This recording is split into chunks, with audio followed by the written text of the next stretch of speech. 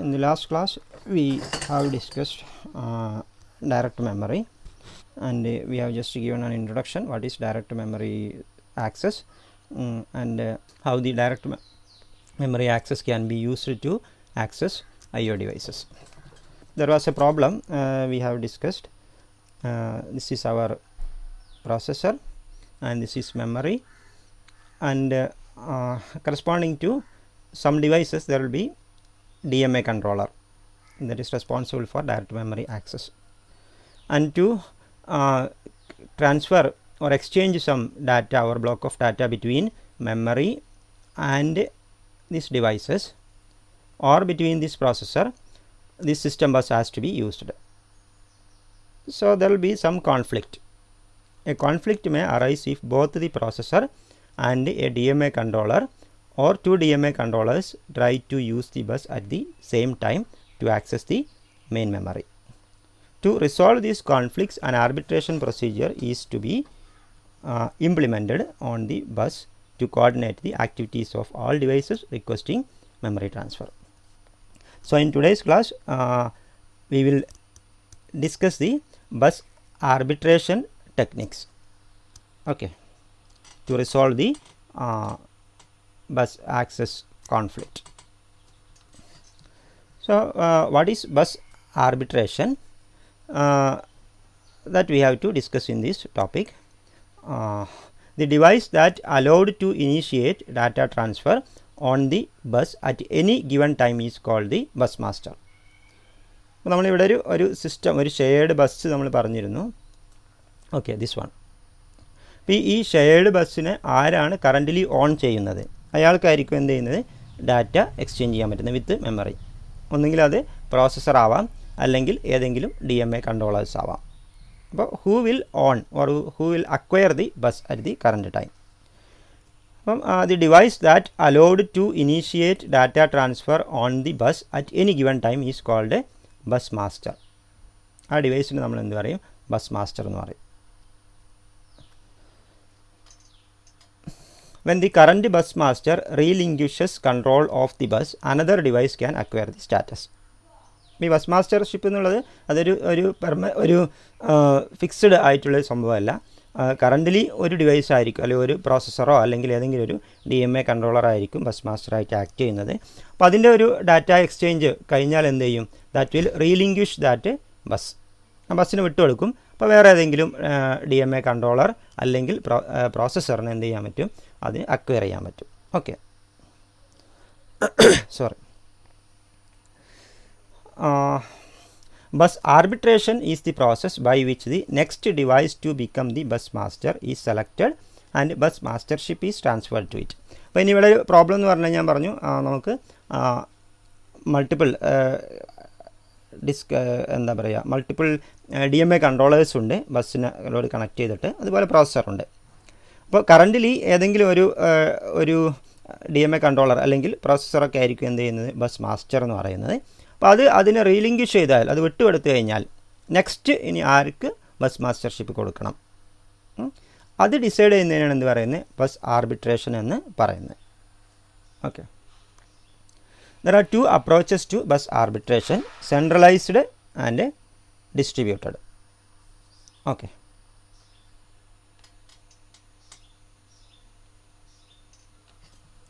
first we can discuss centralized arbitration. A single arbiter performs the required arbitration. The bus arbiter may be the processor or a separate unit connected to the bus. അപ്പോൾ അങ്ങനെയുള്ളൊരു concept. അപ്പോൾ നമ്മളിവിടെ ഒരു example കാണിച്ചിട്ടുണ്ട്. ഇവിടെ എന്താണ്? Bus ആർബിറ്ററായിട്ട് എന്താണ് പ്രോസസ്സറിനകത്തുള്ളൊരു സർക്യൂട്ടാണ് ആക്ട് ചെയ്യുന്നത്. പ്രോസസ്സറിനകത്ത് ഇവിടെ ഒരു സർക്യൂട്ട് ഉണ്ടെന്ന് അസ്യൂം ചെയ്യുക ബസ് ആർബിട്രേഷന് വേണ്ടിയിട്ട്. ഈ കേസിൽ എന്താ സംഭവിക്കുന്നത് വെച്ച് കഴിഞ്ഞാൽ, ഇനീഷ്യലി പ്രോസസ്സർ ആയിരിക്കും എന്ത് ബസ് മാസ്റ്റർ എന്ന് പറയുന്നത്. അതായത് processor will on the bus system bus. പിന്നെ ഇവിടെ വേറെ ലൈനുള്ള എന്താണ്? ഒരു BR എന്നുള്ളൊരു ലൈനുണ്ട്. ഈ BR എന്നുള്ള ലൈൻ ഇൻഡിക്കേറ്റ് ചെയ്യുന്നത് എന്താ വെച്ചാൽ bus request line.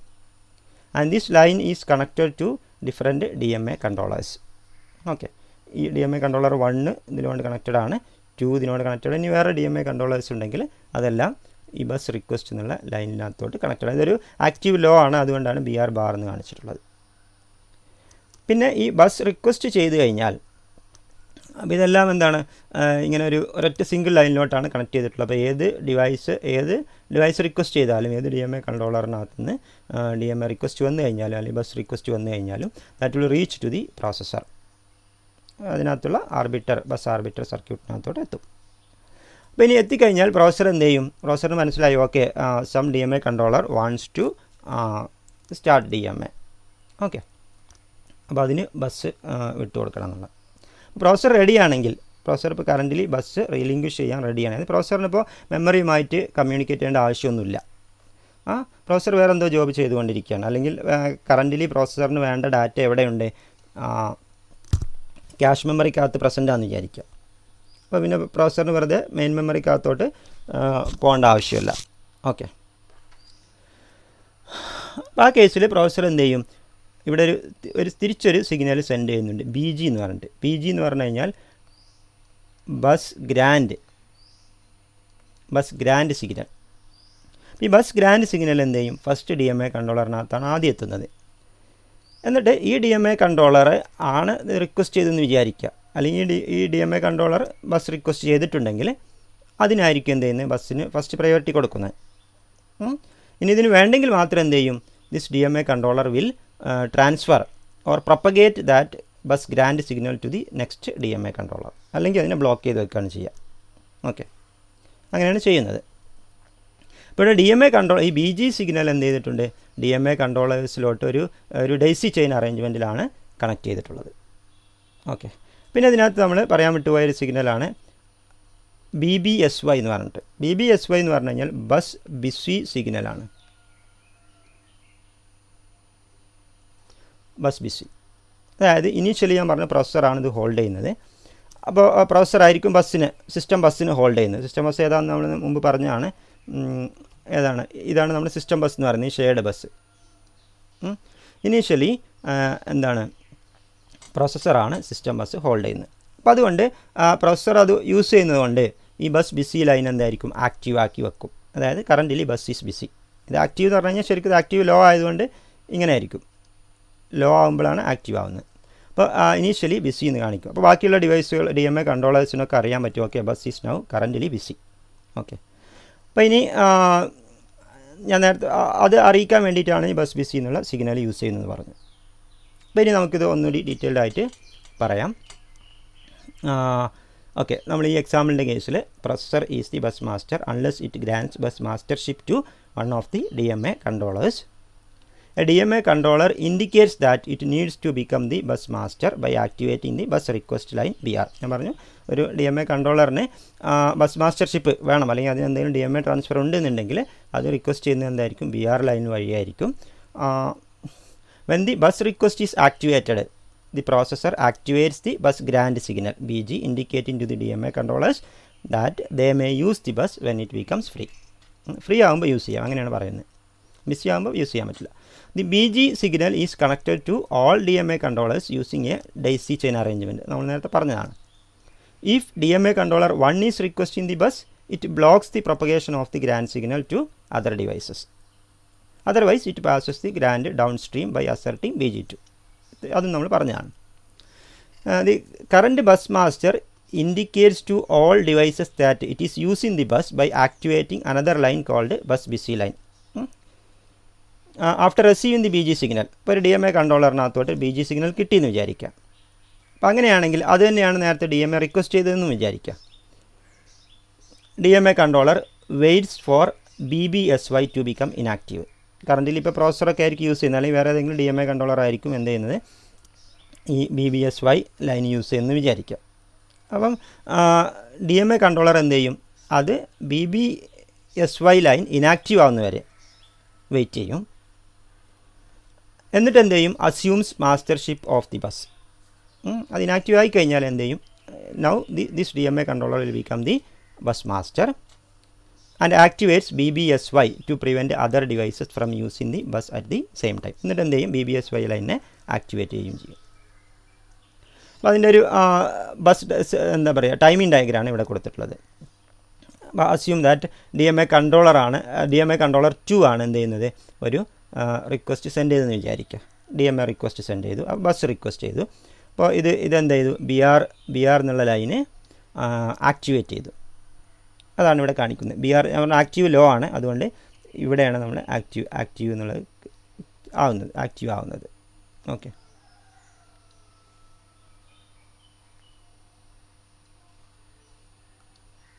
So this is the active part. Okay, അപ്പോൾ BR എന്നുള്ള ലൈന് ആക്ടിവേറ്റ് ചെയ്തു. ഓക്കെ, അപ്പോൾ പ്രോസസ്സറിന് എന്ത് ചെയ്തു, അത് കിട്ടി.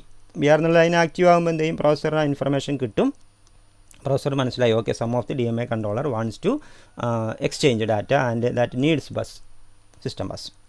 അപ്പോൾ പ്രോസസ്സർ റെഡി ആണെങ്കിൽ, പ്രോസസ്സർ അത് വിട്ടുകൊടുക്കാൻ റെഡി ആണെങ്കിൽ എന്ത് ചെയ്യും, പ്രോസസ്സർ ഒത്തിരി സമയം കഴിഞ്ഞിട്ട് എന്ത് ചെയ്യും, പ്രോസസ്സർ വിൽ ആക്ടിവേറ്റ് BG എന്നുള്ള സിഗ്നലിനെ ആക്ടിവേറ്റ് ചെയ്യും. BG എന്നുള്ളത് ഞാൻ പറഞ്ഞു ഇവിടെ എന്താണ്, ആക്റ്റീവ് ഹൈ സിഗ്നലാണ്, അതുകൊണ്ടാണ് അത് ലോ എന്നുള്ളത് ഹൈ ആക്കി കൊടുത്തു.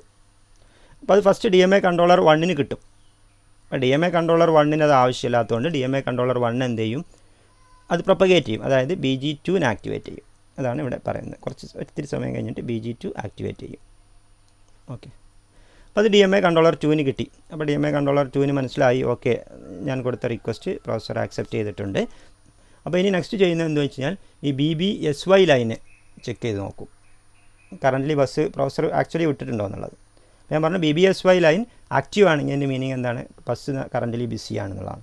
അപ്പം BBSY ലൈൻ എന്ത് ചെയ്യും, പ്രോസസ്സർ ഉടനെ എന്ത് ചെയ്തിട്ടുണ്ടാവും, ഇത് ഗ്രാൻഡ് ചെയ്ത സ്ഥിതിക്ക് പ്രോസസ്സർ എന്ത് ചെയ്യും, ഈ BBSY ലൈനിനെ ഇനാക്റ്റീവ് ആക്കി കൊടുക്കും. അപ്പോൾ അതാണ് ഇവിടെ നടക്കുന്നത്. അപ്പോൾ ഒരിത്തിരി സമയം കഴിഞ്ഞ് കഴിഞ്ഞാൽ എന്ത് സംഭവിക്കും, BBSY ലൈൻ, ഇതാണല്ലോ BBSY ലൈൻ, ഇനീഷ്യലി അത് ബിസി ആയിരുന്നു, ഇത്രയും സമയം അത് ബിസി ആയിരുന്നു. അപ്പോൾ ഇനി എന്താക്കും, അതിനെ ഫ്രീ ആക്കി കൊടുക്കും. ഫ്രീ ആക്കുക എന്ന് പറഞ്ഞാൽ ഹൈ ആക്കുകയാണ് ചെയ്യുന്നത്, കാരണം ഇത് ആക്റ്റീവ് ലോ ആണ്. ഇപ്പോൾ ഇനാക്റ്റീവ് എന്ന് പറഞ്ഞു കഴിഞ്ഞാൽ ഹൈ ആക്കി കൊടുത്താൽ മതി. അപ്പോൾ നെക്സ്റ്റ് സ്റ്റെപ്പ് എന്താണെന്ന് വെച്ച് കഴിഞ്ഞാൽ, DMA കൺട്രോളർ മനസ്സിലായി, okay, now bus is available. So എന്ത് ചെയ്യും, ആ ബസ് അക്വയർ ചെയ്യും. ബസ് അക്വയർ ചെയ്തിട്ട് എന്ത് ചെയ്യും, ഈ BBSY എന്നുള്ള ലൈനിനെ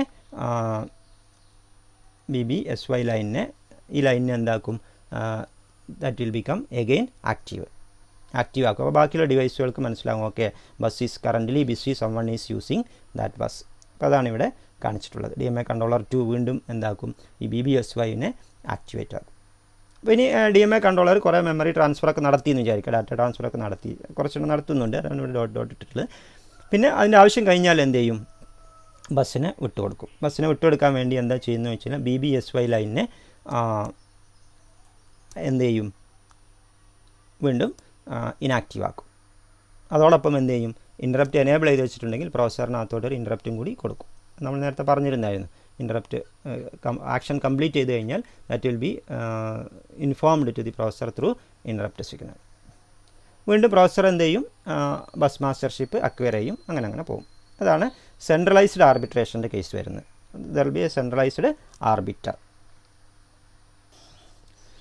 Next we have to discuss distributed arbitration. All devices waiting to use the bus have equal responsibility in carrying out the arbitration process without using a central arbiter.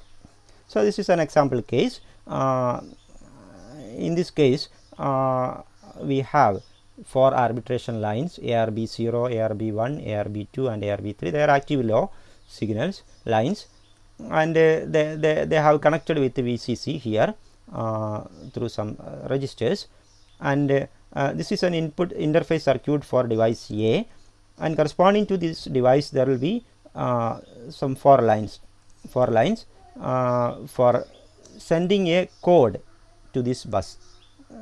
Corresponding to each device there will be a unique code, and that code will be sent through these 4 lines, and they are connected through some drivers or NOT gates. And there is another line for start arbitration. This is connected with the start arbitration. Okay, then similarly there will be some return lines from these arbitration lines to the interface corresponding to these 4 lines and also the start arbitration line. Each device on the bus is assigned a 4-bit identification number. when one or more devices request the bus, they assert the start arbitration signal and place their 4-bit ID number on ARB0 through ARB3. Okay. A winner is selected as a result of the interaction among the signals transmitted over these lines by all contenders. The net outcome is that the code on the 4 lines represent the request that has the highest ID number. So, consider an example with 2 devices, device A and device B. This is our device B, and these are the interface circuit for corresponding to device A, and this is interface circuit for device B. Then assume that IDs of A and B are 5 and 6. 5 means we have 0 in 4 bit, we can write 0 1 not 1, and 6 we can write like this 1 0. So this both the interface circuit for device A and B will activate the start arbitration line through their this signal. Both will activate start arbitration. Then these devices will send their unique IDs. So here this will send 0 1 0 1, and this device will send 0 0 1 1 0 0 1 1 0. Then these are some inverters, so we will have a value like this 1 0, this will become 1, and this will become 0 1 0 1 0. Okay, and here 1 0 0 1, and this will we can consider the ARB0. In ARB0 the value reached is here a 0 and here a 1, and in this ARB line they are connected with some VCC also, and here we have some inverter. So if there is a 0, at least 1 0, then the line will become 0. അതിനകത്ത് ഒരു value 0 ആണെങ്കിൽ ബാക്കി എന്തോ ആയിക്കോട്ടെ അതെന്താവും 0 ആവും. അപ്പോൾ ഇവിടെ നമുക്കിവിടെ എന്താണ് ഒരു 0 വന്നിട്ടുണ്ട്, 0 വന്നിട്ടുണ്ട്, 1 വന്നിട്ടുണ്ട്. അപ്പോൾ അതുകൊണ്ട് ARB0 എന്താവും, that will be effectively that will become 0. then ARB1ൻ്റെ case എടുക്കുക. ARB1നകത്തോട്ടുള്ള കണക്ഷൻ ഏതൊക്കെയാണ്? ഇവിടെ എന്ത് വന്നു, here we have a 1, and in this case we have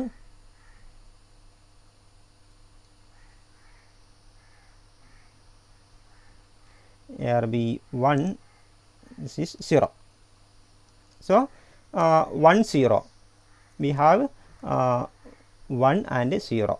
So here ARB1 will become again 0. This will become 0. Next we can consider ARB2. Here in the case of ARB2, this is the line. So in the case of ARB2, this is 0. Here it is 0, and here ARB2 is 0. In both cases it is 0.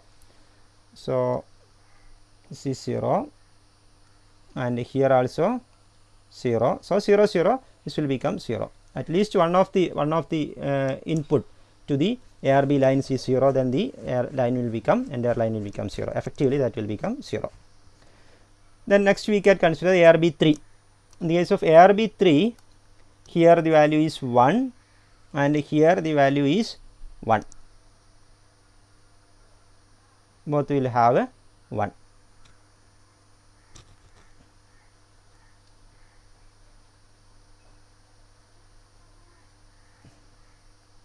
So this will have a 1, and here also a 1. Sorry, not here. Here also 1. So 1 1 1 will have a 1 here. effectively that will be a 1. So the code on the or the value or pattern on the arbitration lines is 1 0 0, and on return that will be 1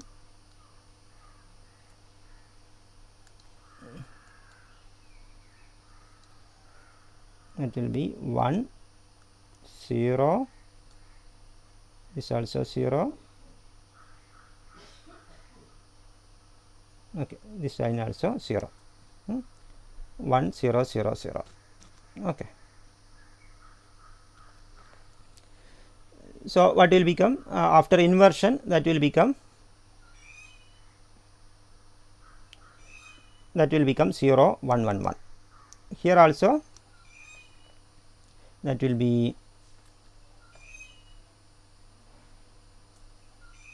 1 0 0 0, and after inversion that will become 0 1 1. അപ്പോൾ return pattern ആയിട്ട് കിട്ടുന്നത് എന്തായിരിക്കും? രണ്ട് ഡിവൈസിലോട്ടും വരുന്നത് that will be 0 1 1 1, and here also 0 1 1 1. അപ്പോൾ ഇനി ഇങ്ങനെ return pattern കിട്ടിക്കഴിഞ്ഞാൽ ഈച്ച് ഡിവൈസ്, ഇവിടെ ഇപ്പോൾ രണ്ട് ഡിവൈസ് കാണിച്ചിട്ടുള്ളൂ, മൾട്ടിപ്പിൾ ഡിവൈസ് ഉണ്ടാവാം. അപ്പോൾ each device will check the return pattern with its on unique ID. അപ്പോൾ മോസ്റ്റ് സിഗ്നിഫിക്കൻ്റ് ബിറ്റ് തൊട്ടിട്ടാണ് അത് ചെക്ക് ചെയ്യുന്നത്. അപ്പോൾ നമുക്ക് ഇവിടെ നിന്ന് കൺസിഡർ ചെയ്ത് നോക്കാം. Will check with the most significant bit position onwards. അപ്പോൾ ഇവിടെ കൺസിഡർ ചെയ്യുകയാണെങ്കിൽ എന്ത് ചെയ്യും? ഫസ്റ്റ് 0 0 MSB പൊസിഷൻ നോക്കാം. MSB പൊസിഷനകത്ത് നിന്ന് എന്ത് ചെയ്യും? ദിസ് ഈസ് അവർ ഈ 0യും ഇവിടെ ഓക്കെ, ഇതിൻ്റെ റിട്ടേൺ ബിറ്റ് 0യും കമ്പയർ ചെയ്തു. രണ്ടും കമ്പയർ ചെയ്തപ്പോൾ എന്താ സംഭവിച്ചത്? 0 0 കമ്പയർ ചെയ്തപ്പോൾ വിൽ ഹാവ് എ മാച്ച്. അപ്പോൾ അവിടെ ഒരു മാച്ചാണ്, അപ്പോൾ അതുകൊണ്ട് പ്രശ്നമൊന്നുമില്ല. ഇനി 1ഉം നെക്സ്റ്റ് 1ഉം കമ്പയർ ചെയ്തു, അപ്പോഴും മാച്ച് ചെയ്യുന്നു, പ്രശ്നമല്ല. പക്ഷേ നെക്സ്റ്റ് എന്ത് ചെയ്യാണ്? 0യും 1ഉം ആണ് വന്നത്. So there is A miss match. അപ്പോൾ മിസ് മാച്ച് വന്നു കഴിഞ്ഞാൽ ആ ലൈൻ തൊട്ടിട്ട് അവിടുന്ന് അങ്ങോട്ടുള്ള ഇൻപുട്ട് ലൈൻസിനെയൊക്കെ എല്ലാം എന്താക്കും? ഡിസേബിൾ ചെയ്യണം. ഡിസേബിൾ ചെയ്യുക എന്ന് പറഞ്ഞു കഴിഞ്ഞാൽ ഇൻപുട്ട് ഡ്രൈവറിനകത്ത് 0 കൊടുക്കണം. അപ്പോൾ എന്ത് സംഭവിക്കും?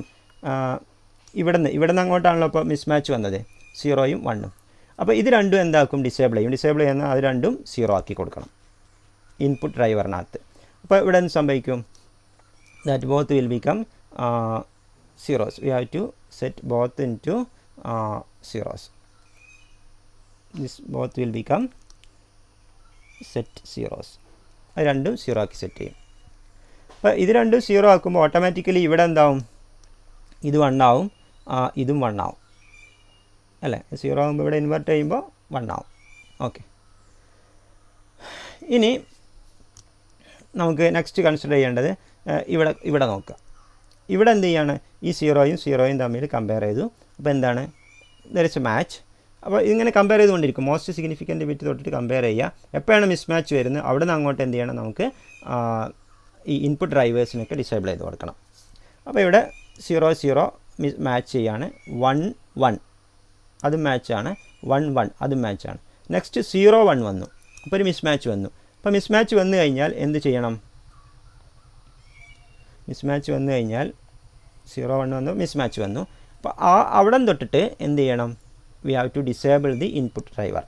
അപ്പോൾ ഇവിടെ നമ്മൾ ഡിസേബിൾ ചെയ്യാന്ന് പറയുമ്പോൾ ഇവിടെ ആൾറെഡി 0 തന്നെ ആയിരുന്നു, ആ 0 ഒന്നുകൂടി കൊടുത്തു എന്നുള്ളൂ. പ്രത്യേകിച്ച് എഫക്റ്റ് ഇവിടെ വരുന്നില്ല ഇതിൻ്റെ കേസിൽ. അപ്പോൾ ഇവിടെ നെക്സ്റ്റ് കോഡ് വരുന്നത് എന്ത് വന്നു? 1 0 0 1 തന്നെ കോഡ് വന്നു. ഇനി നമുക്ക് ഇവിടെ വരുന്ന കോഡുകൾ കൺസിഡർ ചെയ്യാം. ഇവിടെ എന്തൊക്കെ വരുന്നു നോക്കാം. ആർബിട്രേഷൻ ലൈൻസിനകത്ത് എന്തൊക്കെ വരുന്നു നോക്കാം. അപ്പോൾ ഫസ്റ്റ് ARB3 നോക്കാം. ARB3ക്കകത്ത് ഇവിടെ 1 വരുന്നു, ഇവിടെ എന്താണ്? ഇവിടെയും 1 ആണ് വരുന്നത്. ഇപ്പോൾ രണ്ട് സൈഡിലും 1 വന്നു, 1 വന്നു, ഇവിടെയും 1 വന്നു.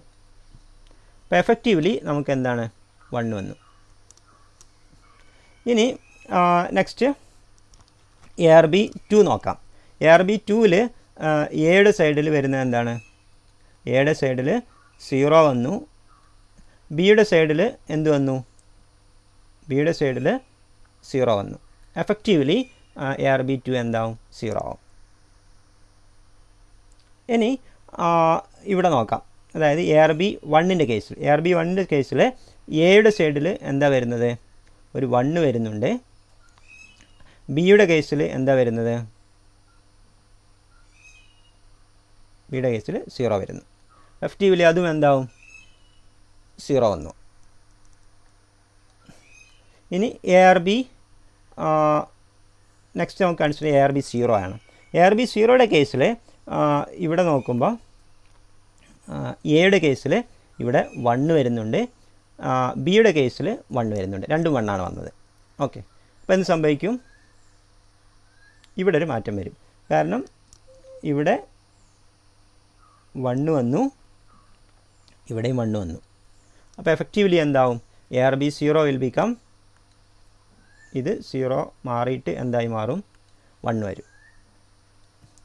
അപ്പോൾ ഇനി നമുക്ക് റിട്ടേൺ കോഡ് നോക്കാം. അപ്പോൾ റിട്ടേൺ കോഡ് എന്തായിരിക്കും, 1000ക്ക് പകരം എന്ത് വന്നു, ഇത് 1 ആയി, ഇവിടെ എന്തായി, ഇത് 100ക്ക് പകരം 1 ആയി.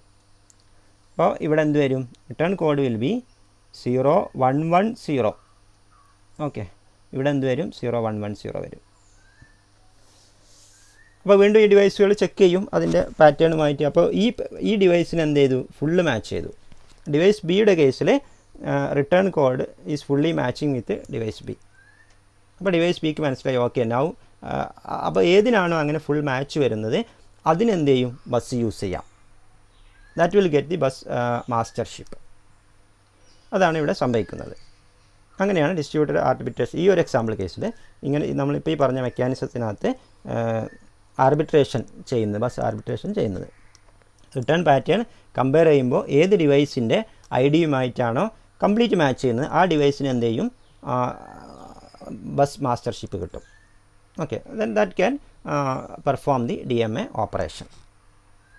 ഓക്കെ, അപ്പോൾ അതിന് തൊട്ട് മുമ്പ് കുറച്ചൊരു എന്താ പറയുക, ഒരു ഇൻറ്ററാക്ഷൻ നടത്തണം. ഈ ആർബിട്രേഷൻ ലൈൻസിനകത്തോട്ട് കോഡ് സെൻഡ് ചെയ്യുന്നു, തിരിച്ച് പാറ്റേൺ സെൻസ് ചെയ്യുന്നു, അങ്ങനെ ചെയ്തിട്ടാണ് ഇത് ചെയ്യുന്നത്. Okay, there is no centralised ആർബിട്രർ.